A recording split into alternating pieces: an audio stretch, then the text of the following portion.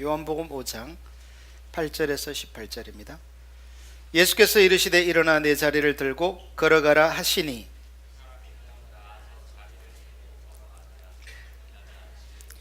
유대인들이 병 나은 사람에게 이르되 안식일인데 내가 자리를 들고 가는 것이 옳지 아니하니라.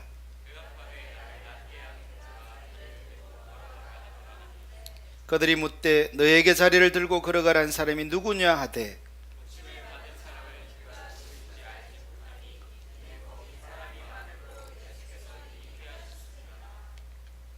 그 후에 예수께서 성전에서 그 사람을 만나 이르시되 보라 내가 나았으니 더 심한 것이 생기지 않게 다시는 죄를 범하지 말라 하시니 그러므로 안식일에 이러한 일을 행하신다 하여 유대인들이 예수를 박해하게 된지라.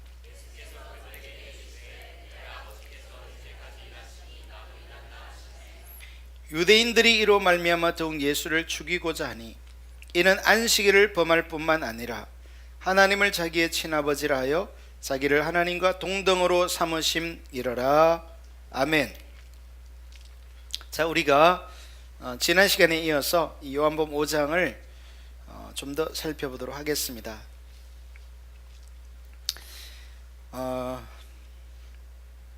우리가 지난 시간에 살펴본 것처럼 예수님이 베데스다라 하는 못을 지나가시다가 거기에 있는 많은 병자들이 누워 있었는데 그 중에 한 사람 5절에 나오는 38배 된 병자를 고치십니다.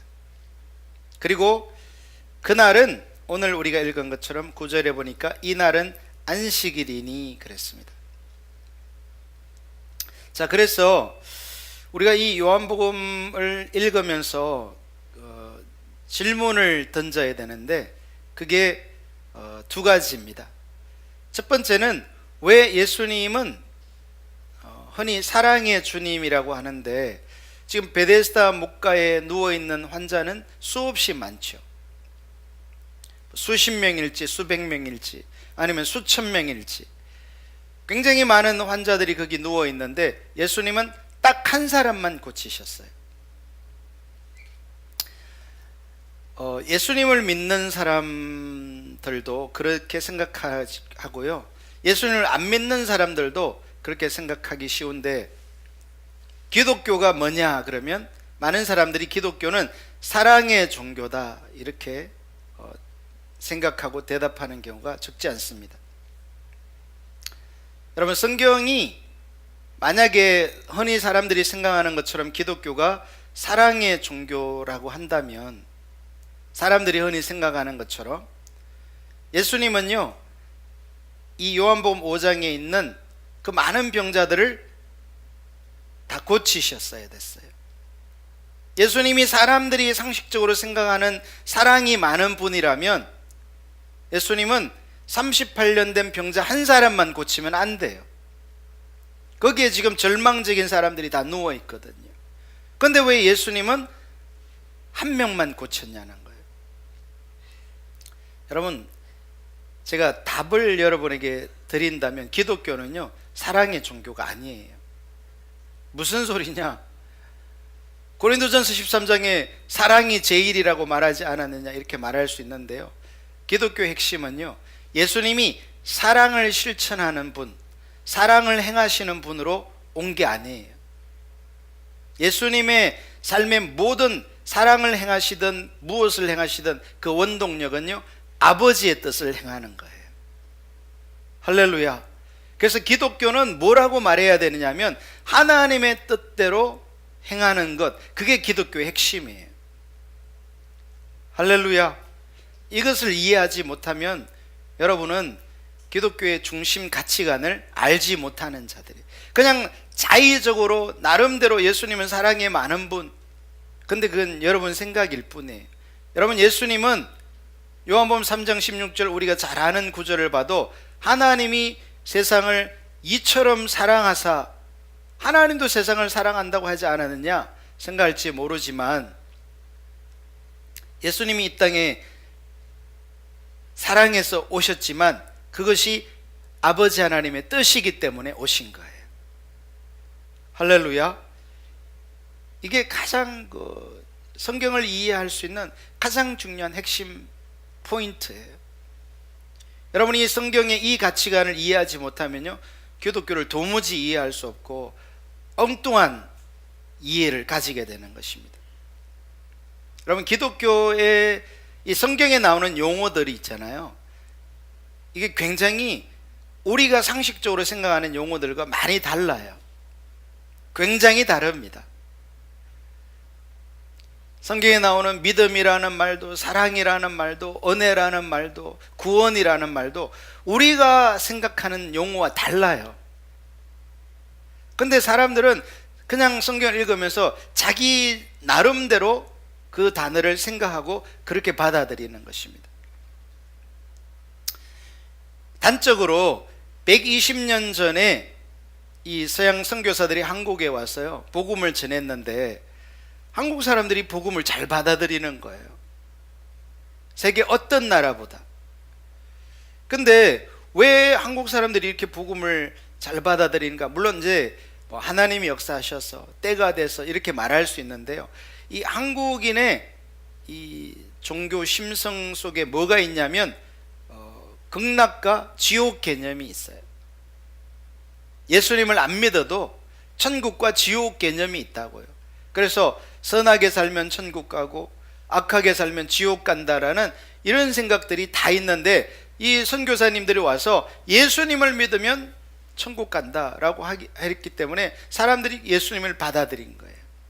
근데 여러분, 이게 너무 이렇게 플러스 요인이잖아요, 복음을 전하는데. 근데 이게 엄청나게 또 마이너스 요인이에요. 왜냐하면 지금 한국 성도님들 이 예수님을 믿는 주된 이유를 그들은 뭐라고 생각하냐면 예수 믿고 천국 가자, 구원받자, 이렇게 생각한단 말이에요. 여러분, 예수님을 믿고 구원받는다는 말은 옳은 말이에요. 그런데 그 구원받는 게 천국 가는 거고 죽어서 천국 가는 거라고 생각하는 경우가 적지 않아요. 이 땅에서는 예수님 믿고 각자 각계 전투로 알아서 적당히 살고, 이제 예수님을 믿었기 때문에 죽고 나면 어디로 들어간다? 좋은 곳, 천국 간다, 극락 간다. 극락이라는 말은 안 써줘. 그건 불교 용어니까. 천국 간다라고 생각하는 거예요. 근데 여러분, 이게 완전히 오류예요. 빵점. 성경이 그걸 말하는 게 아니에요. 여러분, 성경이 천국이라는 말을 쓰잖아요. 이 주로 마태복음이 많이 쓰는 천국이라는 말은요, 하나님의 나라라는 말이에요. 근데 천국이라고 왜 썼는지 아세요? 천국과 하나님의 나라는 정확하게 동의어가 아니잖아요. 천국은 하늘천, 하늘나라잖아요. 하늘나라. 그러면 왜 성경에 나오는 하나님의 나라를 우리나라 말로 이렇게 천국이라고 이렇게 했냐면요, 여러분, 이 유대인들은 하나님이라는 말을 쓰는 것을 극도로 꺼려 했어요. 이 하나님이란 이름 자체를 그들은 굉장히 거룩하게 생각했고, 그것을 굉장히 두려운 마음을 가지고 있었기 때문에 그것을 뭐 이렇게 입으로 뱉는다든지 성경으로 쓴다든지, 구약에서 이렇게 여호와잖아요, 하나님이. 그 말 자체를 그들은 쓰는 것 자체를 굉장히 두려워했어요. 그래서 이렇게 성경에 여호와라는 말이 나오면 그들은 이 성경을 다 이렇게 필사를 했는데, 암송을 통해서 그 여호와라는 단어가 나오면요, 지금까지 쓰던 그 모든 이 필사 도구들을 다 버렸어요. 왜냐하면 이 거룩한 하나님이라는 이름이 나왔는데 지금까지 쓰던 그 도구들을 그대로 쓸 수 없다 그래서. 여러분, 이 수천 년 전에 이런 필사 도구들이 많이 있는 시대가 아닙니다. 굉장히 귀한 것들이에요. 그런데 그 여호와라는 이름 때문에 그들은 그것들을 다 버리고 자신들이 이렇게 새롭게 목욕을 하고 옷을 갈아입고, 그리고 그 여호와라는 이름을 주라는 말로 바꾸어 썼어요. 여호와라는 이름을 쓰지 못하고 히브리어로 주라는 말은 아도나이라는 말이거든요. 이 정도로 그들은 하나님이라는 말을 쓰는 것을 이렇게 두려워했단 말이에요. 그래서 이 예수님이 말씀하고자 하는 이 하나님의 나라를 그들은 하나님이라는 말을 못 썼다니까요. 그래서 그들은 하나님 나라를 이렇게 하늘나라로 이렇게 표현한 거예요. 근데 그 천국이라는 하늘나라는 바로 하나님 나라를 말하는 거예요. 이해되시나요? 그런데 그러면 예수님이 말씀하고자 하는, 성경이 말하는 그 천국, 하나님의 나라는 뭐냐? 그것은 한국 사람이 지금도 그렇거든요. 지금도 이 한국 성도님들은 천국은 죽어서 가는 나라라고 생각해요. 예, 죽어서 가는 나라도 있습니다. 그게 없다는 얘기는 아니에요. 그것도 있는데 예수님이 보다 말씀하고자 하는 핵심, 포커스는 뭐냐면 이 땅에 임하는 하나님의 나라예요. 자, 한번 따라하겠습니다. 이 땅에 임하는 하나님의 나라. 예수님의 주된 관심, 죽어서 가는 하나님의 나라도 예수님이 말씀하셨는데, 그걸 비율적으로 말한다면요, 한 70%는 예수님은 이 땅에 임하는 하나님의 나라에 대해서 말씀하셨고요, 30% 정도는 죽어서 가는 하나님의 나라를 말씀하셨어요. 그러면 예수님이 어디에 더 강조점, 비중을 두고 있는지 알 수 있겠죠.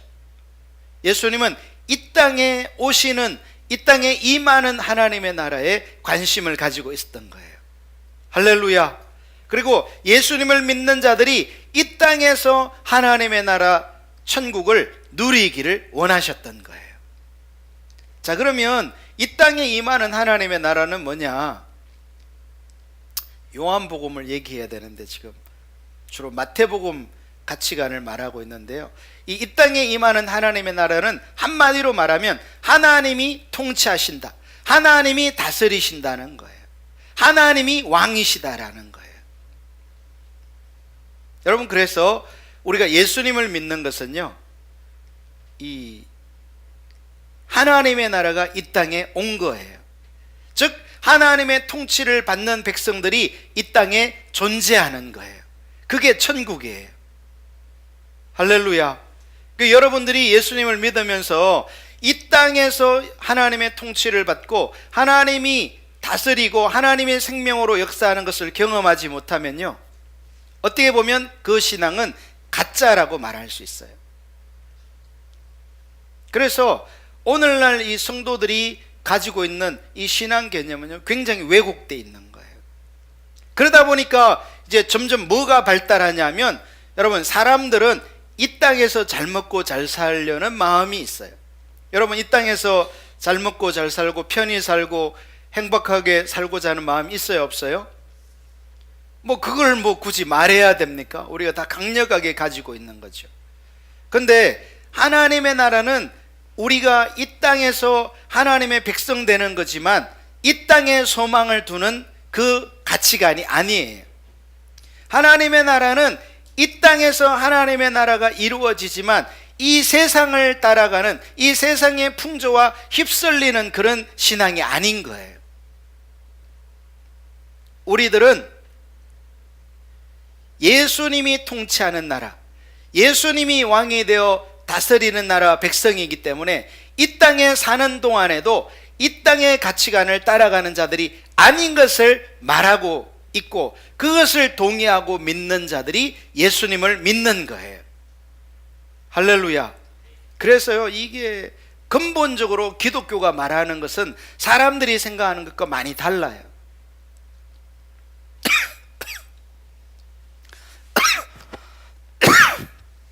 여러분들이 굉장히 새로운 것을 듣는 것 같은 표정들을 하시니까 제가 굉장히 당황스럽네요. 제가 20년 목회하면서 계속 얘기한 건데, 조금만 관점을 달리 말해도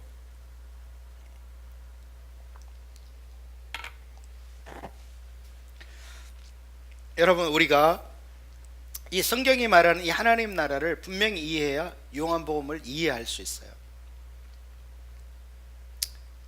그렇지 않으면요, 사람은 다 누구나 자기중심적이기 때문에 자기가 편하고 자기가 유리하고 자기 좋은 대로, 성경도 그렇게 보는 거예요. 모든 사람이 다. 그래서 막상 성경이 말하고자 하는 그 가치관은 볼 수 없게 되는 거예요. 여러분이 신앙생활은요, 인식의 전환이 일어나는 겁니다. 가치관의 전환이 일어나는 거예요. 내가 세상에서 이렇게 잘 먹고 잘 살고 세상에서 편히 살려는 그 가치관, 인식을 가지고 있는데, 예수님을 만나면서 아, 그게 아니구나, 하나님을 믿고 따라간다는 것은 이 세상의 가치관과 동화되는 게 아니구나, 그걸 깨닫는 거예요. 할렐루야. 우리 안에는 누구나 다 자기 중심성이 다 있어요. 자기가 중심되는. 제가 금요일 날 그런 얘기를 했는데, 이 영어 단어 중에 sin이라는 단어가 있어요. 다 아시죠? 중학교 1학년 단어 sin. 이 sin이라는 단어는 죄라는 뜻이죠. 죄를 말할 때 sin이라고 말하죠. 근데 이 단어를 가만히 보면요, sin, 이 중앙에 뭐가 있어요? I가 있어요. 여러분, I가 중앙에 있는 self-centeredness, 즉 내가 중심에 있는 게, 그게 죄예요. 여러분 보십시오. 이게 성경이 말하는 죄예요. 세상 사람들은 뭐가 죄라고 생각합니까? 뭐 도둑질하고 살인하고 뭐 강도짓하고 사기치고 이런 것을 죄라고 생각해요. 여러분, 성경도 당연히 그건 죄라고 말해요. 그건 죄의 결과고 열매일 뿐이에요. 근데 죄의 핵심이 뭐냐? 성경이 말하는 죄는 뭐냐? 이사야 53장 6절이 말하는 것처럼 우리는 다 양 같아서 그릇 행하여 각기 제 길로 갔거늘. 이 각기 제 길로 가는 요게 죄예요. 내가 중심에 있거든요. 여호와께서는 우리 무리의 죄악을, 즉 각기 제 길로 간 그곳을 죄악이라고 부르는 거예요. 그래서 내가 중심된 요 가치관이 바로 죄라는 사실을 깨달아야 돼요. 여러분이 어떤 사물을 볼 때, 성경을 볼 때, 신앙을 이해할 때 내가 중심돼서 보면요, 그게 전부 죄예요. 신앙은 뭐냐 그러면, 신앙은 내 중심에서 God-centeredness, 하나님 중심으로 전환이 일어나는 게 신앙생활이에요. 할렐루야. 신앙은, 기독교 신앙은 죽어서 천국 가는 게 아니라 하나님 중심으로 전환이 되어서 하나님의 나라, 하나님의 통치가 우리의 삶에 현재적으로 임하는 거예요. 할렐루야.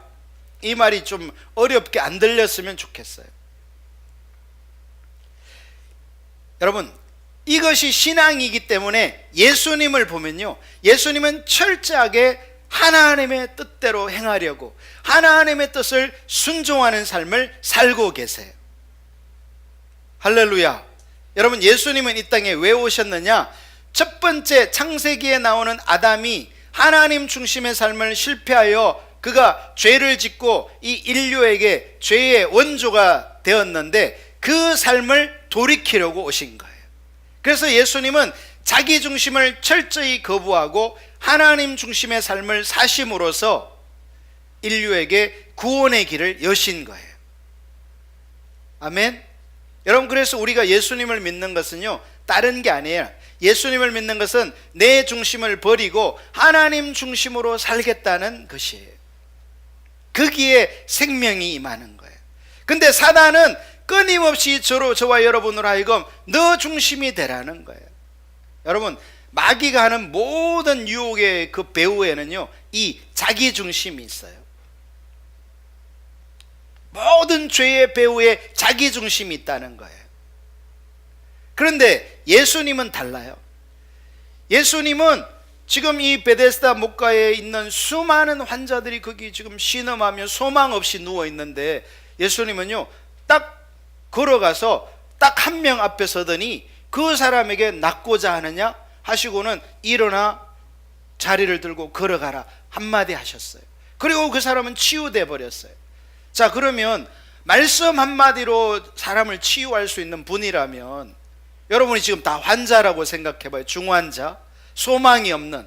그러면 제가 목사면 여러분 어떻게 해야 돼요? 제가 고칠 능력이 있다면 여러분 다 그냥 뭐 안수하든 머리를 흔들든 뭐 귀를 잡아 당기든 해서 다 낫게 해야 되잖아요. 근데 예수님은 그렇게 안 했어요. 예수님은 어떻게 하셨는가? 예수님은요, 아버지의 뜻대로만 하셨어요. 하나님 중심이라고요. 우리가 생각하듯이 예수님은 사랑의 주님 아니야? 하나님은 사랑이신데 사랑을 베풀어야지. 그게 아니에요. 예수님은요, 철저히 하나님 중심의 삶을 사셨고, 예수님을 믿는 저와 여러분에게도 하나님 중심의 삶을 살도록 요청하시는 거예요. 할렐루야. 우리가 이것을 말씀에서 이해하지 못하면요, 기독교는 굉장히 왜곡되게 돼 있어요. 전혀 기독교가 아닌데 그것을 기독교라고 착각하면서 살게 돼 있단 말이에요. 자, 이 요한복음을 두시고요, 이사야 1장으로 가보겠습니다. 제가 뭐 자주 보는 그런 성경인데요, 이 이사야 1장을 보시면 그런 게 잘 나타나 있어요. 10절, 너희 소돔에 관한들아 여호와의 말씀을 들을지어다. 너희 고모라의 백성아 우리 하나님의 법에 귀를 기울일지어다.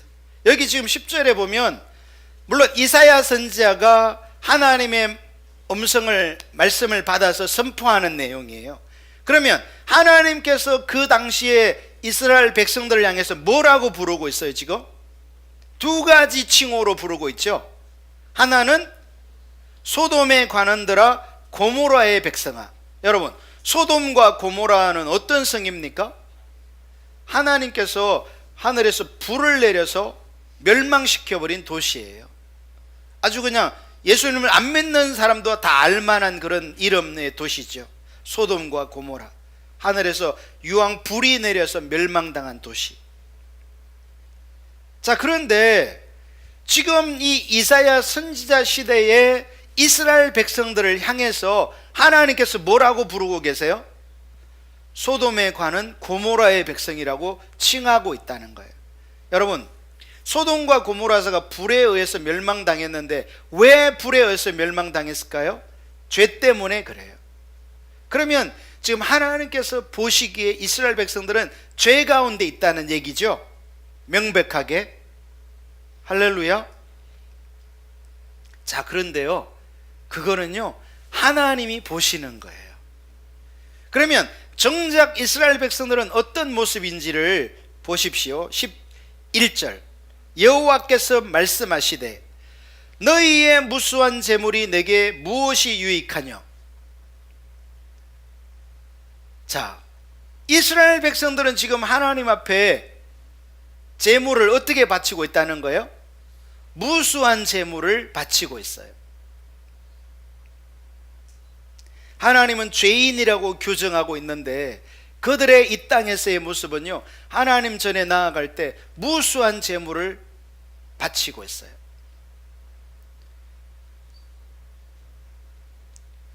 나는 순양의 번제와 살찐 짐승의 기름에 배불렀고 나는 수송아지나 어린 양이나 순념소의 피를 기뻐하지 아니하노라.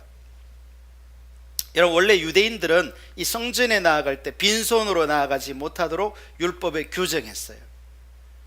그래서 오늘날도 어떤 교회들은 모든 예배 시간마다, 심지어는 새벽 기도조차도 하나님께 예배할 때는 반드시 감사한금을 드리든지 어떤 형태의 예물을 드리도록 이렇게 가르쳐요.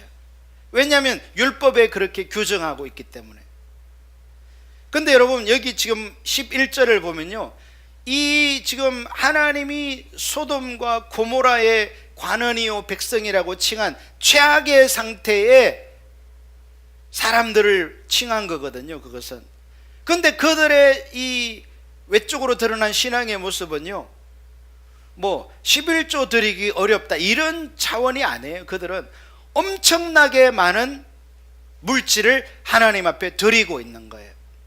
여러분, 동대교회 성도 중에서 매번마다 엄청나게 많은 물질을 하나님께 드리는 성도가 있다면 그런 성도를 우리 뭐라고 말할까요? 소돔의 저 사람 소돔 백성 같아, 고모라 백성같이 신앙생활 하네? 이럴까요 우리가? 제가 뭐라고 그 사람을 생각하겠어요? 진짜 귀한 분이다, 그렇지 않나요? 왜냐하면 저는 그런 분을 발견하지 못했어요. 매 예배 때마다 이렇게 소를 드리고 양을 드리고 염소를 드릴 만큼의 그런 헌신된 사람 거의 없죠. 100명 성도가 있다면 한두 명 있을까 말까 할 정도. 근데 하나님의, 자, 이거 보시면요, 아, 헌금 많이 한다고 하나님이 기뻐하는 게 아니구나, 그럼 헌금하지 말아야지, 이 얘기를 하는 거냐? 그게 아니다 이거예요. 제가 말하고자 하는 바는 하나님 중심의 신앙이 안 되면 그 상태에서 자기 중심화된 모든 관점을 자기 중심으로 이해하는 신앙에서는 헌금 많이 드려도 하나님을 기쁘게 할 수 없다는 얘기예요. 헌금뿐만 아닙니다. 12절을 보면요, 너희가 내 앞에 보이러 오니 이것을 누가 너희에게 요구하였느냐? 내 마당만 밟을 뿐이라. 이스라엘 백성들이 막 성전을 그냥 엄청나게 많이 이렇게 들락거렸는데 하나님은 그것을 평가하기를 마당만 밟는 거다, 마당만 더럽히는 거다라는 거예요. 헛된 재물을 다시 가져오지 말라. 분향은 내가 가정이 여기는 바요. 월삭과 안식일과 대회로 모이는 것도, 여기 분향, 월삭, 안식일, 대회, 이거는 뭐냐면요, 율법에서 규정하고 있는 유대인이라면 하나님 앞에 나아가서 이 기간에 제사 드리고 예배 드려야 될 그 기간들을 말하는 거예요. 여러분, 이 월삭은 매 월의 첫째 날, 안식일은 주일 개념, 대회는 일주일간 진행되는 특별 집회를 말한다고 볼 수 있어요. 그러면 이 모든 예배를 다 드리고 있는데요, 하나님은 그것을 뭐라고 말하는 거예요? 마당만 밟을 뿐이다. 하나님 중심의 이 가치관을 이해하지 못하면요, 헌금 많이 드리고 예배에 빠지지 않아도요, 하나님이 그것을 받으시지 않는다는 것을 우리가 깨달을 필요가 있어요. 뿐만이 아닙니다.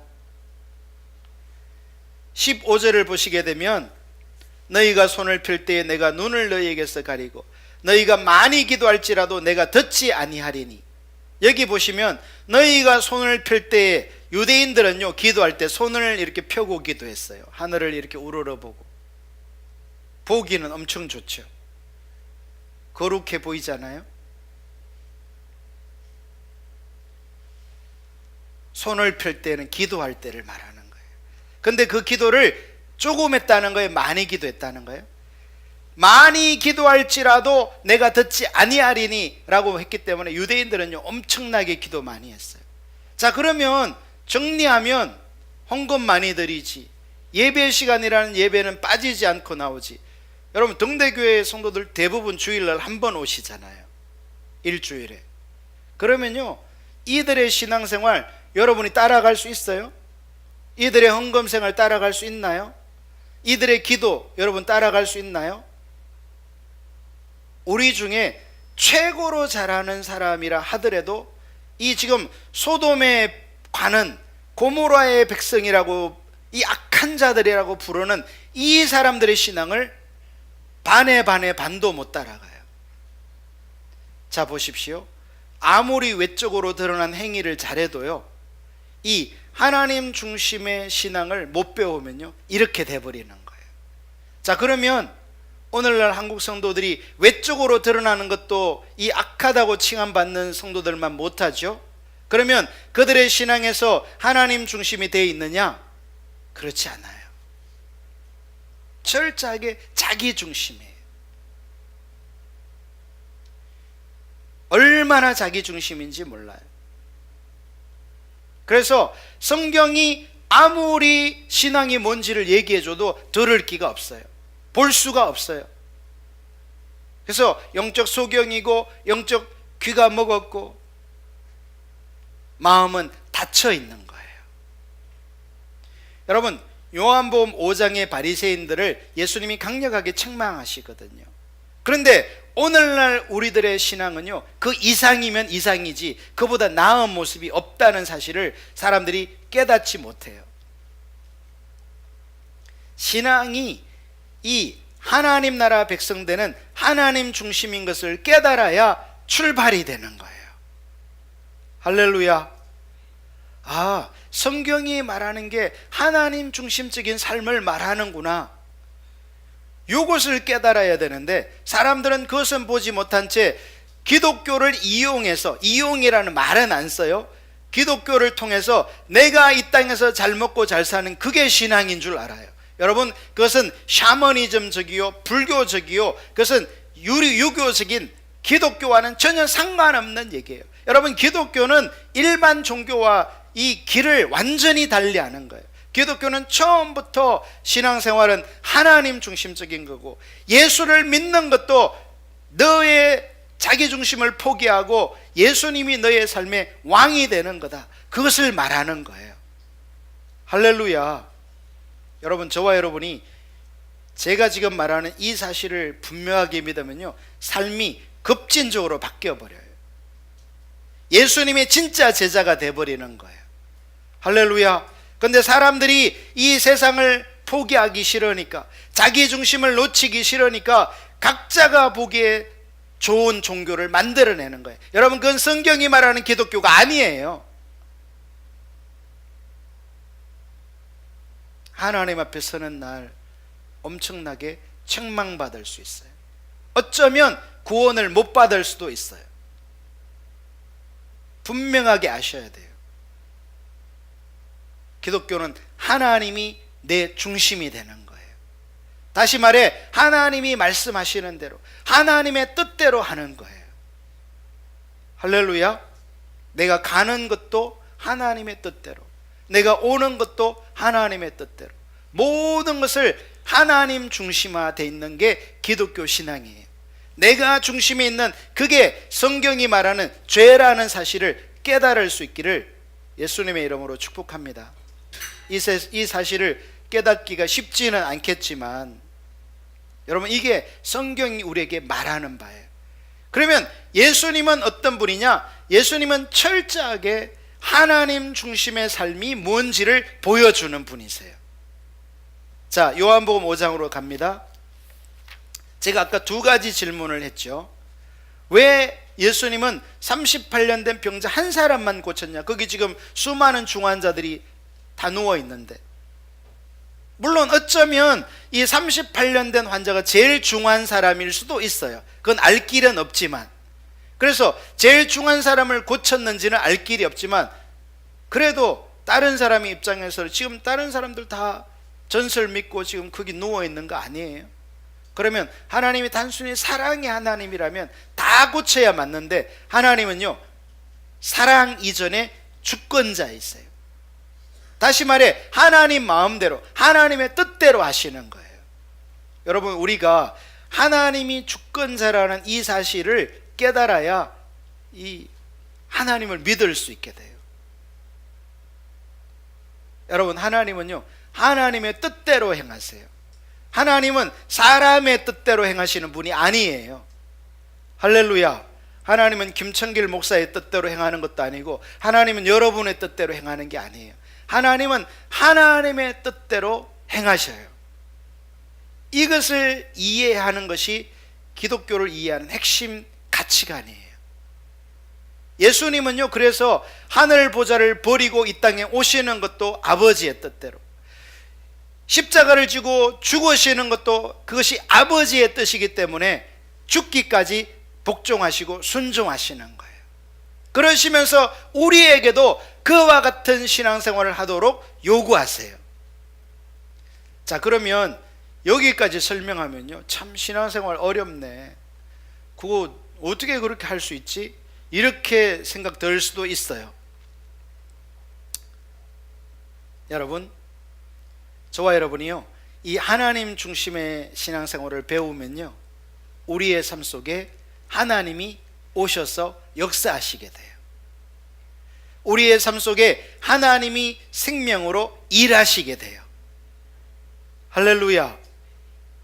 그래서 우리는 반드시 이 하나님 중심의 삶을 배워야 돼요. 이것을 안 배우고 아까 이사야서를 통해서 본 것처럼 자기 중심은 그대로 가지고 있으면서 헌금 많이 하고 교회에 수도 없이 드나들고 예배드리고 뭐 기도 많이 한다고 하나님이 받으시는 게 아니에요. 여러분, 그 모든 것들은요, 의미가 있으려면, 하나님을 기쁘시게 하려면요, 하나님 중심이 된 상태에서 그 하나하나의 행동들은 의미가 있고 하나님이 받으시는 거예요. 할렐루야. 자, 그래서 우리가 이걸 이해하면요, 예수님은 왜 38년 된 병자 한 사람만 고쳤는가? 예수님 뭐라고 대답하세요? 17절 보십시오. 요한복음 5장 17절. 예수께서 그들에게 이르시되 내 아버지께서 이제까지 일하시니 나도 일한다. 내가 왜 오늘 38년 된 병자를 고치는지 알아? 그것이 아버지의 일하심이기 때문에 내가 일한 결과로 그 사람이 나은 거야, 이 말이에요. 그러니까 예수님이 길 가다가 주머니에 막 병자 고치는 능력 가지고 있다가 꺼내가지고 나아라, 이게 아니란 말이에요. 그게 아니라 예수님은 하나님과의 친밀한 교제 속에서 하나님의 뜻이 무언지를 보신 거예요, 그날. 그래서 그는 이 베데스다 목가를 지나시다가 하나님의 뜻이 38년 된 병자를 고치는 것이었기에 그는 순종하신 거예요. 할렐루야. 여러분, 예수님의 이 순종은요, 우리가 생각한 것처럼 쉬운 게 아니에요. 왜 그러냐면 예수님은 유대인이거든요. 그리고 유대인들은 이 안식일을 소중히 여기는 것을 예수님은 어려서부터 너무나 잘 알아요. 예수님 자신이 하나님의 뜻이라 해도 이 자리를 들고 걸어가라 말씀하시면 그것이 안식일을 어기는 게 되어서 자기에게 불리하고 핍박이 올 것을 너무나 뻔히 알았단 말이에요, 예수님은. 그런데도 예수님은 그것이 누구의 뜻이기 때문에, 하나님 아버지의 뜻이었기 때문에 순종하신 거예요. 여러분, 하나님 아버지의 뜻이 나에게 유리하고 나에게 명성을 가져다 주고 내가 사람들에게 인정받는 거면 뭐 그렇게 할 수 있죠. 좀 어렵지만. 그러나 그것이 나에게 핍박을 가져오고 나에게 죽음을 가져오는 일인 것을 예수님이 아셨어요. 18절 오늘 우리가 읽었죠. 유대인들이 이로 말미암아 더욱 예수를 죽이고자 하니. 하나님의 뜻대로 하면요, 예수님을 유대인들이 죽이려고 하는 걸 예수님이 뻔히 아셨어요. 그걸 예측하는 게 어려운 일이 아니었어요. 그런데도 예수님은 그것이 누구의 뜻이었기 때문에, 하나님의 뜻이었기 때문에 순종하신 거예요. 제가 여러분께 이해하기 쉽도록 이렇게 말씀을 드린다면, 우리 등대교회가요, 이렇게 다니엘 크리스찬 아카데미라는 학교를 하고 있잖아요. 제가 지난 목요일 날 우리 천안 아산에 있는 성결교단 이렇게 교육자 모임을 했어요. 한 70개 교회가 있는데, 뭐 천안 아산에는 성결교회만 있는 게 아니잖아요. 장로교회도 있고 감리교회도 있고 뭐 순복음도 있고 여러 교단이 있는데, 우리 성결교단의 교회가 한 70개 돼요. 그래서 이제 70명 목사님들이 모여서 이렇게 회의하고 그런 시간 가졌는데, 여러분, 그 70개 교회 중에서요, 등대교회보다 큰 교회들이 많이 있습니다. 1000명 모이는 교회도 있고요, 뭐 몇백 명 모이는 교회도 있고. 우리 교회가 제일 큰 교회가 아니에요. 우리 교회는 그저 중간 정도 돼요. 근데 학교를 하는 교회는요, 하나도 없어요. 그만큼 이 학교를 한다는 것은 쉬운 일이 아니에요. 여러분, 만약 여러분에게 누가 학교 해보시겠습니까? 그럼 하시겠어요? 학교 해보실 분 아마 아무도 없을 거예요. 학교를 어떻게 하니 하고 나가 떨어지겠죠. 근데 등대교회는 그럼 왜 무슨 배짱으로 학교를 하느냐? 이건 배짱이 아니에요. 하나님께서 그런 마음을 주시기 때문에, 하나님의 뜻이 있는 것 같아서 순종하는 거예요. 할렐루야. 여러분이 믿든 안 믿든, believe or not, 여러분이 그게 동의하고 믿든 안 믿든, 제가 집사람이, 우리 교회 리더들이 그것을 기도하고 분별해서 이것을 하는 것이 이 시대의 다음 세대를 세우는 일에 적합하겠다, 이게 아이들에게 도움이 되겠다, 이게 하나님의 뜻이구나 해서 순종하는 거란 말이에요. 할렐루야. 여러분, 학교를 하는 게 절대로 쉬운 게 아닙니다. 교회 재정을 엄청나게 그게 투입해야 돼요. 학부모님들이 내는 재정으로는 어림도 없어요. 그러면 제가 등대교회 리더로서 그런 것을 감수하고로도 이게 하나님의 뜻이기 때문에 순종하는 거예요. 저에게 무슨 이익이 있거나, 그게 뭐 제가 뭐 학교 교장이라고, 난 학교 교장인데 그러면 누가 알아주는 교장이에요? 오히려 웃죠. 무슨 학교 교장이냐고, 학생 몇 명인데. 웃어요. 차라리 말 안 하는 게 차라리 수치 안 당하는 거야, 차라리 모르는 사람에게는. 그렇잖아요. 여러분이 어디 가가지고 우리 교회 목사님은 교장 선생님이야, 그렇게 당당하게 자랑하시겠어요? 아니잖아요. 여러분 보십시오. 하나님의 뜻이 있는 것 같기에 믿음으로 순종해 가면서 힘겹게 가고 있는 거예요. 뭐 이게 즐거워서도 아니고 이익이 돼서도 아니에요. 명성이 주어지기 때문도 아니에요. 여러분들이 이 사실을 명백하게 보지 못하고 뭐 이렇고 저렇고 자기 중심의 말들 백날 해보세요. 하나님의 뜻이 이루어지나. 등덕의 모든 성도들이 여러분의 자녀를 보내건 안 보내건 상관없이 이 일을 후원하며 기도하며 이 하나님의 뜻이 이루어지기를 위하여 협력하는, 중보하는 그런 사람이 되셔야 하나님의 뜻이 이루어질까 말까예요. 할렐루야. 할렐루야. 여러분, 제가 매번 여러분에게 학교를 위해서 후원하라고 말할 수 없어서 그냥 1년에 한두 번 광고하고 말지만, 여러분이 정말 이것이 하나님의 뜻인 것을 보지 못하면요, 그거 뭐하러 하는 거야? 왜 하는 거야? 이렇게 되게 돼 있어요. 여러분, 예수님의 그 마음 중심에 예수님은 철저하게 하나님의 뜻만 따라가고 잠이 있는 분이세요. 할렐루야. 예수님은 사람들이 흔히 생각하기에 사랑을 실천하기 위해서 오신 게 아니에요. 예수님은 그것이 사랑이든 심판이든 저주든 하나님의 뜻이면 그것을 순종하는 분이세요. 할렐루야. 흔히 우리가 생각하기에 뭐 사람들이 좋으면 좋게, 이게 아니에요. 예수님은 안식일날 자리를 들고 걸어가라 그러면 자기에게 너무나 불리할 것을 뻔히 알고도 하나님의 뜻이었기 때문에 순종하신 거예요. 저와 여러분이 신앙생활을, 기독교 신앙이 예수님이, 자, 제가 이렇게 설명하면요, 여러분은 이렇게 말할 수 있어요. 뭐 그거야 예수님이야, 뭐 하나님의 아들이니까 아버지의 뜻대로 살았겠지만 나야 뭐 무지렁인데, 나야 뭐 힘없는 성도인데 뭐 내가 어떻게 하나님 뜻대로 사냐, 이렇게 말할 수 있어요. 여러분, 그게 얼마나 불신의 말인지 아세요? 자, 두 가지만 보여드릴게요. 자, 사도행전 8장을 가보세요. 29절 같이 읽어봅니다. 시작. 성령이, 자, 다 같이 읽습니다. 시작.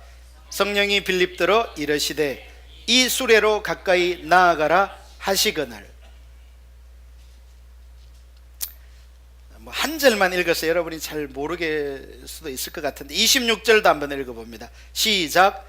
주의 사자가 빌립에게 말하여 이르되 일어나서 남쪽으로 향하여 예루살렘에서 가사로 내려가는 길까지 가라 하니 그 길은 광야라. 좀 뜬금없죠? 이 사도행전 8장 26절 28절이 29절이 좀 뜬금없잖아요. 여러분, 이거 읽으면 무슨 말인지 아시겠어요? 가슴에 팍 와닿나요?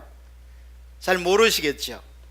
여러분, 이 사도행전 8장은요 이 성령님이 임해가지고요 교회가 막 강력하게 지금 하나님이 역사하시고 교회가 막 급격하게 부흥하는 가운데 이 복음의 역사가 이 이스라엘 중부 지역인 사마리아까지 전달된 사건이에요. 그래가지고 이 사마리아의 12절 보세요. 사도행전 8장 12절 보면 빌립이라는 사람이 그때 사마리아 가서 복음 전했는데, 빌립이 하나님 나라와 예수 그리스도의 이름에 관하여 전도함을 그들이 믿고 남녀가 다 세례를 받으니, 그러니까 이 사마리아에 있는 사람 거의 전부가 다 세례를 받는 역사가 일어난 거예요. 천안아산으로 치면 천안아산 시민이 다 예수 믿겠다고 교회로 몰려온 겁니다. 대단한 사건이죠. 8장 8절을 보세요. 시작. 그 성에 큰 기쁨이 있더라. 그러니까 이 4절부터 한번 보죠. 그 흩어진 사람들이 두루 다니며 복음의 말씀을 전할세 빌립이 사마리아 성에 내려가 그리스도를 백성에게 전파하니, 그리스도를 전했다는 말은 제가 아까 말한 하나님 중심적인 삶, 예수님이 왕된 삶을 전한 거예요. 그 하나님 중심의 삶을 받아들이니까요, 무리가 빌립의 말도 듣고 행하는 표적으로 보고 한 마음으로 그가 하는 말을 따르더라 그랬어요. 많은 사람에게 붙었던 더러운 귀신들이 크게 소리를 지르며 나가고 또 많은 중풍병자와 못 걷는 사람들이 나으니, 여러분 하나님 중심적인 삶이 되면요 강력한 치유가 막 일어나요. 기적이 일어납니다. 할렐루야. 우리는 막 기적 보고자 함이 아니에요. 하나님 중심적인 삶에 하나님이 그런 일을 하실 수 있는 거예요. 그리고 그 결과로서 8장 8절 그 성에 큰 기쁨이 있더라. 여러분 무슨 일이 있어야 이 천안아산에 큰 기쁨이 있겠어요? 삼성에서 모든 사람들에게 1,000만 원씩 주면 큰 기쁨이 있을까요? 천안아산이 막 환호성을 지를까요? 근데 삼성이 자기 직원도 아닌데 모든 천안아산 시민에게 1,000만 원씩 안 줄 것 같은데, 어떻게 해야 이 천안아산에 큰 기쁨이 있을까요? 성이 가득한 한두 사람 말고. 삼성 다니시는 분들은 뭐 1년에 뭐 연봉에 해당되는 보너스도 주고 그런다는데, 그런 기쁨 말고 전체의 기쁨, 어째야 기쁨이 올까요? 여러분 우리가 그걸 가늠하기 어렵잖아요. 이 성 자체의, 도시 자체의 기쁨이 가득한 게 어떤 건지 우리 상상도 잘 안 돼요. 그런데 복음의 결과로 그 일이 일어났다는 거예요. 8장 8절에 보면 그 성에 큰 기쁨이 있더라. 놀라운 하나님 중심의 역사가 막 일어나고 있는 거죠 지금. 여러분 이거 좀 이해되십니까? 등대교회로 치면 제가 여기서 목회하는데 매주일날 뭐 지난주도 한 가정 등록하고 오늘도 한 가정 등록한 게 아니라 매주 100가정씩 등록하는 거예요. 놀랍죠? 안 놀라워요? 귀찮아요? 놀랍잖아요. 그럼 제가 어떻게 하려고 그러겠어요? 매주 100가정씩 등록하는 교회에 제가 어떻게 하려고 그랬어요? 이 교회 떠나려고 그러겠어요? 여기 있으려고 하겠어요? 있어야 영광을 누리잖아요. 자, 근데 보세요. 제가 아까 읽었던 구절이 바로 그 상황에서 26절이 바로 이 상황에서 일어난 사건이에요. 주의 사자가, 천사가죠, Angel of the Lord, 천사가 빌립에게 말하여 이르되 일어나서 너 지금 이 성에 기쁨이 있는 이 어디에요? 사마리아에 있지 말고 일어나, 스탠드업, 남쪽으로 향하여 예루살렘에서 가사로 내려가는 길까지 가라 하니 그 길은 뭐라? 광야. 광야는 사막이에요. 그러니까 지금 이 사마리아는 이스라엘 중부라고 했잖아요. 이 사마리아에서 예루살렘 남부를 지나 거기서 더 내려가 어디까지 가서 가사로 가는 길까지 광야로 가라는 거예요. 완전히 사마리아랑 상관도 없는 남부 광야로 가라는 거예요. 광야, 사막에 뭐가 있어요? 사막에는 개미새끼 한 마리 찾기 힘들어요. 사람은 없고. 그러면 지금 복음 전에서 기적이 막 일어나고 성도들이 막 몰려오고 지금 성의 기쁨이 충만한 지금 그런 역사가 일어나는데 성령께서 하나님의 천사가 빌립들어 남쪽 아무도 살지 않는 사막으로 가라, 이 말에 순종하시겠어요? 여러분이라면 순종하실 거예요? 여러분, 하나님 중심의 삶을 배우지 않으면요 절대로 한 걸음도 갈 수 없어요. 왜? 내가 보기에 지금 사마리아가 좋거든요. 내가 보기에 지금 하나님이 사마리아 역사하고 있잖아요. 근데 하나님이 분명히 빌립에게 뭐 하라? 광야로 가라는 거예요. 여러분, 빌립은요 광야로 반드시 가야 되는 건 아니에요. 하나님의 뜻은 광야로 가는 거예요. 그러나 빌립은 선택할 수 있어요. 하나님께 순종하여 하나님 중심의 삶이 그의 삶에 이루어졌으면 그가 광야로 가겠죠. 그러나 그가 자기 중심이면요 그는 절대로 안 가요. 자, 그러면 하나님은 그 무엇 때문에 지금 이 놀라운 역사가 일어나고 있는 사마리아는 내팽개치고 광야로 가라고 하셨는가? 27절 보세요. 일어나 가서 보니. 일어나 가서 보니는 무슨 말이죠? 빌립이 뭐 한 거예요? 순종한 거예요. 그러니까 이 빌립의 삶 속에 뭐가 돼 있는 거예요? 하나님 중심적인 삶이, 그 가치관이, 그 삶이 되어져 있는 거예요. 여러분, 등대교회 성도들이 이것이 되어져야 여러분이 하나님의 군대가 되는 거예요. 그런 사람을 통해서 하나님이 역사하실 수 있는 거예요. 여러분이 뭐 헌금 많이 한다고, 여러분이 교회에 열심히 나온다고, 여러분이 기도 많이 한다고 하나님의 뜻이 이루어지는 게 아니에요. 오히려 자기 중심의 사람은 열심히 하면 할수록 역주행하기 할 수 있어요. 여러분, 서울 가야 되는데 부산 방향으로 시속 200km로 달리면 어떻게 되는 거예요? 달리면 달릴수록 멀리 가는 거예요. 반드시 신앙생활이 의미 있으려면 하나님 중심적인 삶을 배워야 한다는 사실을 깨달을 수 있기를 예수님의 이름으로 축복합니다. 사단은 우리가 그것을 깨닫고 배우면 하나님이 거기에 생명으로 놀랍게 함께 하실 것을 너무나 잘 알기 때문에 그 삶을 못 가도록 눈을 가리는 거예요.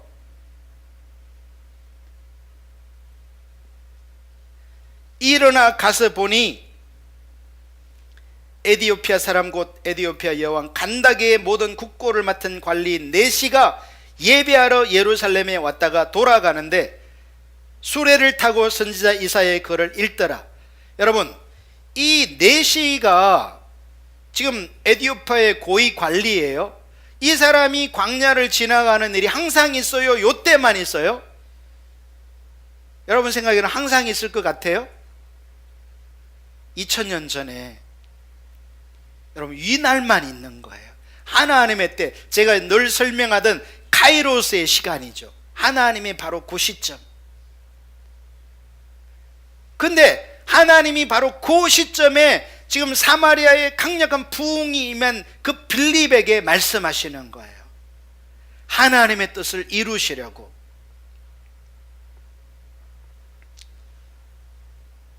성령이 빌립들어 이르시되 이 수레로 가까이 나아가라 하시거늘. 여러분, 이번에도 북한에서 뭐 김여정, 김영남 이런 사람들이 왔는데 여러분이 그런 사람 한번 악수라도 해보려고 가까이 갈 수 있어요? 갈 수 있나요? 여러분, 이게 여기도 지금 마찬가지입니다. 상황은 똑같아요. 갈 수 없어요. 근데 누가 가라는 거예요? 성령이 빌립들어 이르시되. 그러니까 보십시오. 이게 하나하나가 하나님 중심적인 삶을 아니면요 할 수 없는 일이에요. 광야로 가는 것도 그건 완전히 미친 짓이에요. 바보 같은 짓이에요. 그리고 이 국고 맡은 관리 이 네시에게 가까이 가는 것도요, 이 빌립은 그냥 평민이에요. 아무 이 권세가 없는, 국가에서 임명한 게 아무것도 없는 사람이에요. 근데 이런 사람이 이 관리에게 가까이 갈 수 있나요? 못 가요. 호위하는 사람들이 다 있는데.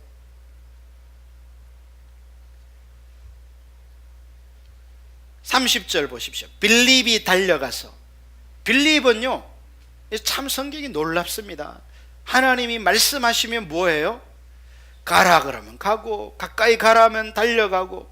빌립의 삶에요, 이 하나님 중심의 삶이 세워져 있는 걸 볼 수 있어요. 여러분, 이것이 세워져야 하나님이 역사하시는 사람이 되는 겁니다. 아멘. 예수님이 이 삶을 사신 거고, 예수님의 제자들이 이 삶을 배운 거예요. 할렐루야. 여러분의 신앙이요, 아무리 사람들이 감탄하는 대단한 모습이어도 이것이 안 돼 있는 사람은요, 하나님은 역사할 수 없어요.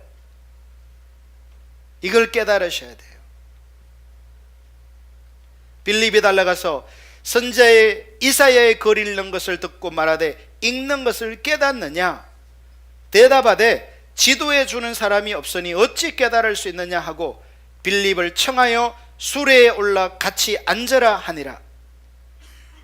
결국이요, 35절 빌립이 입을 열어 이 글에서 시작하여 예수를 가르쳤다는 말은 하나님 중심, 예수님이 왕된 삶을 말한 거예요. 예수를 가르쳐 복음을 전하니 길 가다가 물이 있는 곳에 이르러 그 내시가 말하되 보라 물이 있으니 내가 세례를 받음에 무슨 끓이김이 있느냐. 여기 세례를 받겠다는 말은 물속에 잠기는, 즉 죽음을 말해요. 내가 예수와 함께 죽고 예수와 함께 부활하여 예수님이 나의 왕된 삶을 사는데 무슨 끓이김이 있겠느냐. 이에 명하여 수레를 멈추고 빌립과 내시가 둘 다 물에 내려가 빌립이 세례를 베풀고 둘이 물에서 올라올 새 주의 영이 빌립을 이끌어 간지라. 내시는 기쁘게 길을 가므로 그를 다시 보지 못하니라. 제가 이 구절 때문에 이제 이 아마도 에디오피아에 복음이 전해졌을 거다 그랬더니 우리 성도님 중에 한 분이 에디오피아를 직접 다녀오셔서 그 말이 목사님 가보니까 사실이 아닙디다. 그래서 뭐 한양 안 가본 사람이 오길 수는 없잖아요. 갔다 왔는데 아니라 그래서 제가 거기 있는 다른 지역에 있는 선교사님께 물어봤어요. 이렇게 사실이 아니라고 하는데 이게 어떻게 된 겁니까? 했더니 지역에 따라서 그런 차이가 있을 수 있다고. 근데 이 지금 사도행전 8장에서 말하는 이 내시로 말미암아 에디오피아에 복음화가 이루어진 것은 정설로 받아들여지고 있다고 그분이 말하더라고요. 어떤 지역에 따라서는 그것이 사실이 아닌 것으로 이해하고도 있지만 에디오피아의 얘기예요. 여러분 보십시오. 한 지역 사마리아를 구원하고 살리는 것도 좋지만 한 나라를 구원하고 건지는 일에 하나님이 하나님 중심된 사람들을 통해서 역사하시는 거예요. 여러분, 예수님이 왜 38년 된 병자 한 명만 고쳤느냐? 하나님의 뜻이 거기에 있기 때문에 그래요. 할렐루야. 왜 안식일 날 그러면 고쳤느냐? 제가 일부 예배 시간에 그것에 집중해서 이렇게 말씀을 드렸는데요. 여러분, 이 2000년 전 당시의 유대인들은요, 제가 그 얘기를 다 할 수는 없는데 역사적 이유 때문에 안식일을 너무나 중요하게 여겼어요. 여러분, 이 2000년 전 예수님이 오셨을 때 유대인들은요 로마의 지배를 받고 있었거든요. 우리가 로마를 그때 뭐라고 불렀는지 아세요? 로마 제국이라고 불렀어요. 로만 엠퍼러, 제국이에요. 여러분, 제국과 한 나라, 국가의 차이는 뭐냐면 제국은 문어발식 경영, 문어발식 확장을 말해요. 그러니까 여기 지금 100명의 성도가 앉아있다면 제국은 100개의 나라를 삼킨 게 이게 제국이에요. 한 나라는 그냥 나라라고 부르는 거예요. 아무리 큰 나라도 그 당시에 애굽이라는 큰 나라가 있었거든요. 제국이라고 안 부르는 이유는 뭐냐면 이 애굽이 애굽 한 나라였기 때문에 그래요. 근데 이 로마 제국이라고 부르는 것은요, 로마가 그 당시에 이 유럽과 아시아를 다 제패했기 때문에 그 모든 나라를 다 삼켰기 때문에 제국이라고 부르는 거예요. 그런데 참 놀랍고도 신기하게요, 이 제국이 로마 제국만 있은 게 아니에요. 그 당시에 이제 그 조병호 목사님이라는 분이 아주 그 기독교 TV에 많이 나오신 유명한 분인데 그분이 쓴 책 중에 성경과 5대 제국이라는 베스트셀러가 있어요. 여러분 중에 사보신 분 계세요? 베스트셀러인데 아무도 안 계시네요. 역사에 관심 있는 분들은 사보세요. 그러면 역사와 성경이 어떻게 이렇게 함께 엮여져 가는지를 잘 이해할 수 있는데요, 놀랍게도 이 5대 제국이요, 예수님이 오실 그 당시에 다 존재했어요. 2000년 전에 다 존재했다는 게 아니라 약 그 한 700년 어간을 두고 이 역사에 등장하는 5대 제국이 그때 한꺼번에 다 모여 있었다는 얘기예요. 첫 번째로 등장한 제국이 아시리아 제국이에요. 성경에는 아수르라고 나오죠. 이 아시리아 제국이 북왕국을 멸망시키죠. 북왕국 이스라엘. 근데 아시리아는요, 북왕국만 멸망시킨 게 아니라 그 당시 나라들을 다 삼켜버린 최초의 제국이에요. 대단하죠. 그리고 이 아시리아를 멸망시켜서 등장한 두 번째 제국이 바로 바벨론 제국이에요. 자, 따라해 보겠습니다. 바벨론 제국에 의해서요, 이번에는 남쪽 왕국이었던 유다가 BC 586년에 멸망당하게 돼요. 그리고 그 바벨론 제국을 멸망시킨 세 번째 역사에 등장하는 제국이 페르시아 제국이에요. 페르시아, 오늘날 이란이죠. 페르시안 그러면 이란이잖아요. 그래서 페르시아 제국이 등장했고요, 이 페르시아 제국을 멸망시킨 사람이 누구냐면 유명한 알렉산더예요. 알렉산더가 등장하면서 페르시아 제국을 다 삼켜버렸어요. 그리고 페르시아 제국을 넘어서 알렉산더는 인도까지 점령을 했어요. 그때 알렉산더의 나이가 32세였다 그래요. 그리고 알렉산더가 인도에 와서, 저도 인도의 겐지스 강을 가본 적이 있는데 그 겐지스 강이 굉장히 넓어요. 이렇게 그 겐지스 강을 바라보면서 눈물을 흘렸대요. 통곡을 했대요. 왜 나에게 더 정복할 땅을 주지 않는가? 겐지스를 건너면 중국도 있었는데 그것까지는 몰랐었나 봐요, 그때 당시. 그래서 이 알렉산더는요, 굉장히 광대한 제국을 이렇게 만들게 됩니다. 그리고 그 알렉산더의 제국을 멸망시킨 제국이 바로 로마 제국이에요. 예수님 당시죠. 그러니까 이 2000년 전 상황이 어떤 한 나라가 이스라엘을 괴롭힌 차원이 아니라 어떤 제국적 나라들이 막 역사적으로 이렇게 융성하기 시작하면서 그 나라들이 계속해서 이스라엘을 침략하는 그런 상황이었던 거예요. 대략 한 700~800년을. 자, 이런 상황 속에서요, 유대인들은 어떤 의식을 가졌냐면, 그 제국들이요, 이스라엘을 점령하면서 이 이스라엘의 종교를 탄압하고 이스라엘의 왕들을 세우지 못하게 하고 이스라엘의 영토를 파괴하고 이런 일들을 자행했어요. 그래서 이스라엘은 굉장히 이 힘든 삶을 살아야 했던 것입니다. 수백 년을. 우리나라 일제 36년도 쉽지 않은데 수백 년을 그렇게 산 거예요. 그런데 예수님 당시에 이스라엘을 지배하고 있던 제국이 무슨 나라라 그랬어요? 로마 제국이라고 했잖아요. 이 로마 제국은요, 이스라엘을 점령하기는 했는데 이스라엘의 왕을 인정해 줬고요, 이스라엘의 종교를 인정해 줬고 이스라엘의 영토를 인정해 줬어요. 그러니까 비교적 이전 제국들과는 다르게 로마의 치하 아래에서는 이스라엘 사람들이 자유롭게 신앙생활도 할 수 있었고 자유롭게 제사도 드릴 수 있었고 자유로운 삶을 누릴 수 있었어요. 단 로마에 반역을 하지 않고 로마에 세금을 낸다는 조건으로, 그 두 가지만 지켜주면 로마는 특별하게 간섭을 하지 않았던 거예요. 그래서 이스라엘의 종교 지도자들은 뭐라고 생각했냐면, 이 700년 역사를 통해서 우리 조상들이 하나님 앞에 신앙생활을 바르게 하지 못했기 때문에 우리가 이런 어려움을 겪고 있다. 우리라도 바르게 신앙생활을 하자, 우리라도 돌이키자. 그렇게 해서 생겨난 사람들이 바리새인이에요. 구별된 자라는 뜻이에요. 그런데 이 바리새인들이 그러면 하나님 앞에 바르게 신앙생활하는 것을 뭐라고 규정했냐면요, 그들은 안식일을 철저히 지키는 게 신앙생활 잘하는 거다, 이렇게 정한 거예요. 그냥 단적 예를 든다면 너무 안타까운 결정이죠.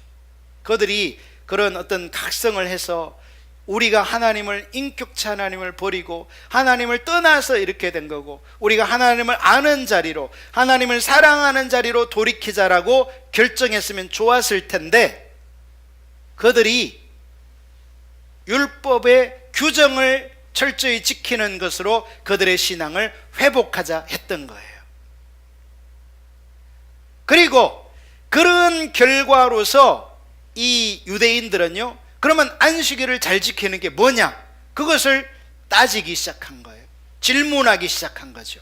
그래서 그들은요, 이 안식일을 보다 철저하게 지키기 위해서, 안식일은 일하지 않는 건데 일하지 않기 위해서는 뭐가 일이 아니냐, 그러면 어떤 특정한 무게의 물건을 들지 않는 게 일을 하지 않는 거다. 예를 들면 뭐 2kg짜리는 2kg 이하는 들어도 괜찮아, 그러나 2kg를 넘는 것을 들으면 일이다, 뭐 이런 식으로 어떤 물건을 2kg 이하라도 이렇게 들어서 어떤 1m 이상을 옮기면 그게 일이고, 이런 어떤 세세한 규정들을 정하기 시작했어요. 뭐 하려고? 안식일을 잘 지키려고. 의도는 좋았어요. 그러나 그 규정들을 정하면서 그것을 그들은 뭐라고 불렀냐면 장로의 유전이라고 불렀어요. 자, 여러분 잘 생각해 보세요. 우리가 십계명에 보면요, 제4계명에 안식일을 뭐하라? 거룩하게 지키라 말씀하고 있어요. 하나님의 명령이죠. 자, 이렇게 하나님의 명령, 하나님의 말씀과 그 말씀을 잘 지키려고 생각했던 유대인들의 장로들의 규정과, 이 장로들의 규정이 하나님 말씀일까요? 헷갈리세요? 여러분, 제가 어렸을 때, 제가 어릴 때 교회 다녔거든요. 경남 합천 시골에서. 근데 그 어릴 때요, 그 목사님들, 그 교회 장로님들이 뭐라고 이렇게 성도들에게 엄히 말했냐면, 주일날에는 절대 쇼핑해서는 안 된다. 주일날은 어떤 가게에 가서 어떤 물건을 사서도 안 된다. 그거 다 안식일을, 거룩한 주일을 어기는 거다. 안식일에는 버스 타서도 안 되고, 안식일에는 일해서도 안 되고, 그런 것들을요 강력하게 주장했어요. 그리고 실제로 그걸 어기면 혼나기도 했고요. 자, 그러면 오늘날 그거 얘기하는 교회 있나요? 아무 데도 없어요. 이게 뭐예요? 그 시대의 사람들이 생각하는 안식일 개념인 거예요. 여러분, 이게 지금 요한복음 5장에 나오는 이 바리새인들, 자 보십시오. 다시 성경 요한복음 5장 10절, 유대인들이 병난 사람에게 이르되 안식일인데 내가 자리를 들고 가는 것이 옳지 않다. 너 안식일 어겼다는 얘기잖아요. 근데 이것은 하나님이 말씀하신 안식일을 어긴 거예요? 유대인들의 장로들이 규정한 안식일을 어긴 거예요? 장로들이 규정한 안식일 개념을 어긴 거예요. 이 차이를 이해하시겠죠, 이제? 아멘. 16절도 보십시오. 그러므로 안식일에 이런 일을 행하신다여 유대인들이 예수를 박해하게 된지라. 그러니까 예수님은 하나님이 명령하신 안식일을 어긴 건 아니었어요. 단 예수님은 그 당시 사람들이 안식일 잘 지켜보자고 정한 그 규정은 뭐 한 거예요? 어긴 거예요. 그러나 그렇다고 해서 그것이 하나님의 말씀은 어긴 게 아니라는 것을 이해할 수 있기를 바랍니다. 할렐루야. 18절을 봐도요, 유대인들이 이로 말미암아 더욱 예수를 죽이고자 하니 이는 안식일을 범할 뿐만 아니라, 여기 안식일을 범했다라는 유대인들의 생각은 예수님이 하나님이 규정하신 안식일을 어긴 게 아니고 자기들이 정해놓은 안식일을 어긴 거예요. 이해되십니까? 여러분, 예수님은요 하나님의 뜻이라면 목숨이라도 내놓으시는 분이세요. 지금 그러려고 오신 거예요. 그런 분이 하나님의 뜻이 안식일을 지키는 건데 안식일을 어기겠습니까? 그게 아닌 거죠.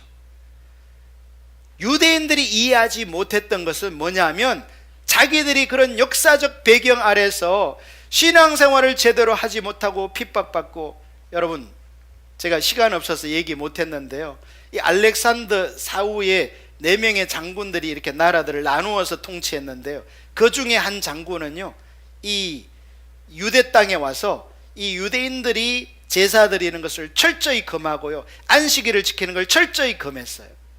하나님 말씀 읽는 것 철저히 금지시키고요, 성전에다가 막 돼지 피를 갖다 뿌리고 그런 식으로 했어요. 그래서 유대인들은 그에 대한 엄청난 상처가 있었어요. 왜 우리가 이런 핍박을 받아야 되느냐?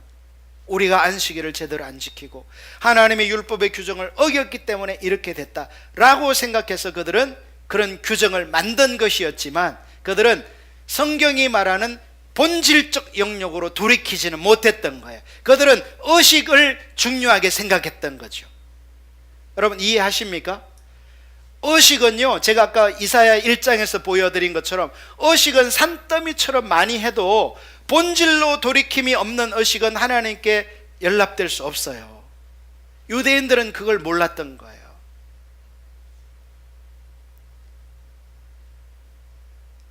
안타까운 일이에요. 여러분, 그럼 오늘날은 어떨까요? 오늘날 성도들은, 제가 보는 한이요, 오늘날 현대 기독교인들은, 한국의 기독교인들은 일단 이 본질적 영역, 하나님을 깊이 아는, 하나님을 깊이 사랑하는 영역에서도 그게 무슨 말인지 잘 모르고요, 하나님의 뜻대로 행하는 삶, 하나님 중심적인 삶도 이해하지 못해요. 지식으로 모른다는 얘기가 삶으로 그걸 다 버리고 있어요. 세 번째, 여기 지금 유대인들이 그렇게 목숨 걸고 지키려 하는 이 외적인 어떤 안식일, 헌금, 기도, 이런 생활도 철저히 무너져 있어요. 여러분, 성경에도요, 이렇게 모든 것이 무너져 있던 시대가 있어요. 그게 어느 시대냐? 이스라엘이 결정적으로 이제 망하게 되는 말라기 선지자 시대가 바로 그런 시대였어요. 아까 이사야 1장에서는 그래도 제사라도 풍성하게 드리고 기도라도 많이 하고 이러잖아요. 말라기 시대 가면요, 그 모든 것을 다 버려요. 아, 귀찮다, 뭐하러 그런 거 하느냐. 사람들의 마음이 그렇게 바뀌어 버리는 것입니다. 여러분, 그렇다면 오늘날 성도들은 도대체 어떤 신앙생활의 모습을 가지고 있냐는 거예요. 예수님과 같은 모습? 아니겠죠. 이사야 선지자 시대의 같은 모습? 못 따라가죠. 정확하게요, 오늘날은 완전히 하나님을 떠나버린 말라기 시대의 그런 신앙생활과 아주 유사하게 하고 있는데도 자신을 몰라요. 자신이 안 보입니다. 여러분이 성경이 기준이에요. 성경이 캐논이에요. 캐논이라는 말은 기준이라는 말이에요. 성경을 부를 때 캐논이라고 한다고요. 이게 이 기준에 의해서 여러분 신앙이 비춰질 수 있기를 축복합니다. 나는 누구보다 낫다, 여러분, 그건 아무 의미 없는 얘기예요. 나는 어떤 교회의 성도보다 낫다, 그것도 의미 없어요. 하나님의 기준과 관련해서 내 신앙이 어떠한가가 보여지는 게 은혜예요. 할렐루야. 그래서 우리가 이 요한복음 5장을 보면요, 예수님은 17절에 그렇게 말한 거예요. 내가 38년 된 병자 한 명만 고친 것도, 안식일 규정을 너희들이 보기에 깨트린 것처럼 보이는 것도 내 아버지가 일하시기 때문에 나도 일하는 것이다. 여러분, 이게 예수님의 답이었고요, 그 이후에 있는 모든 성경에 나오는 믿음의 사람들, 제가 아까 빌립을 잠깐 보여드렸는데 그 사람들이요, 자기 생각대로 막 신앙생활을 이렇게 하지 않았어요. 철저히 성령의 인도를 따라, 하나님의 인도를 따라 잘하건 못하건 인도를 받아 가려고 몸부림쳤고, 거기에 하나님이 역사하신 거예요. 할렐루야. 이 시대에도 여러분들이, 아, 신앙은 하나님 중심적인 거구나, 내 중심으로 살면 이게 망하는 길이구나, 이걸 깨달으시고, 할렐루야, 그 다음에 예수님이 보여주었던 하나님 중심적인 삶, 예수님이 자기에게 피해가고 손해가 오는데도 하나님의 뜻이라면 순종하고자 했던 그 본을 보여준 삶을 우리가 따라가는 것이 신앙인 것을 깨달을 수 있기를 예수님의 이름으로 축복합니다.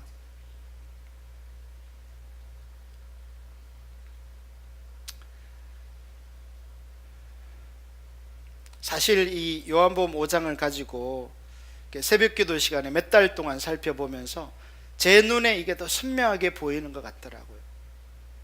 정말 그렇구나. 여러분, 오늘 말씀을 들으면서 정말 성경이 말하는 이 가치관이 보이는 게 이게 신앙이거든요. 성경이 뭘 말하려고 하는가, 그 하나님의 의도를 깨닫는 게 이게 신앙인데, 그게 안 보여지면요, 여러분, 제가 이해하는 한 대부분의 성도들이요, 일생을 신앙생활하면서 맨날 시험 들었다, 엎어졌다, 일어섰다, 하나님의 중심은 따라가지도 못하고 하나님의 마음은 알지도 못하고 그러면서 신앙생활 했다는 거예요. 여러분, 그거 신앙생활 아닙니다. 그거 성경 기준 아니에요. 한 걸음도 간 게 아니에요. 여러분, 여기 지금 예수님이 어디에 시험 드는 게 있고 빌립이 어디 시험 드는 게 어디 있어요? 그들은 하나님의 뜻을 알아서 순종하는 것을 자신의 삶의 전부로 아는 사람들이에요. 등대교회가 바로 이것을 위해서 세워진 교회라는 것을 여러분이 깨달을 수 있기를 축복합니다. 이것이 가장 복된 거예요. 이게 성경이 말하는 길이에요. 우리가 이 영역을 향해서 자라갈 수 있게 되기를 예수님의 이름으로 축복합니다.